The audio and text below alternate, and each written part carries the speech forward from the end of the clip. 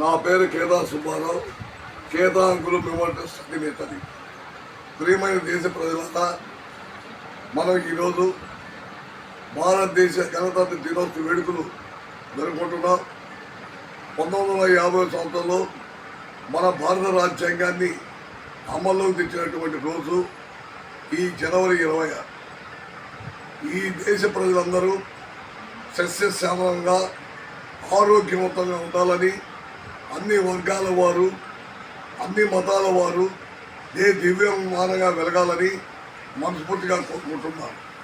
ఎందుకంటే ఈ దేశానికి స్వతంత్రం వచ్చింది 1947. మళ్ళా మనం మన రాజ్యాంగం రాసుకుని పూర్తి స్వేచ్ఛా వాయువు పెంచుకున్నది 1950 సంవత్సరం జనవరి 20. ఈ రెండింటిలో ప్రతి భారతీయుడు మర్చిపోకూడదని, మన దేశ ప్రజల సౌభాగ్యం కోసం ప్రాణాలు అర్పించినటువంటి ప్రతి అమరవీరునికి, ప్రతి ఒక్క పౌరునికి మనం శ్రద్ధాంజలి ఘటించాల్సిన అవసరమైంది.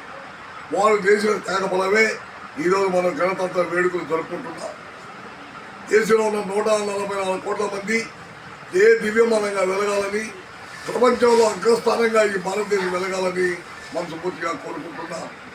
కేదా అంకుల్ మెడికల్ ద్వారా మీరందరూ కూడా బాగుండాలని, మీ అందరూ కూడా దివ్యమానంగా వెలగాలని మన రాష్ట్ర ప్రజలు, మన దేశ ప్రజలు, ముఖ్యంగా మన ప్రధానమంత్రి శ్రీ మోడీజీ గారిని, అదేవిధంగా మన దేశ నాయకులందరినీ, మన దేశంలో ఉన్న ప్రతి ప్రజల్ని మనస్ఫూర్తిగా కోరుకుంటూ, స్వాతంత్ర దినోత్సవ వేడుకలు ఎలా మనం జరుపుకున్నామో ఈ గణతంత్ర దినోత్సవ వేడుకలు కూడా ఘనంగా జరుపుకుంటున్నాం.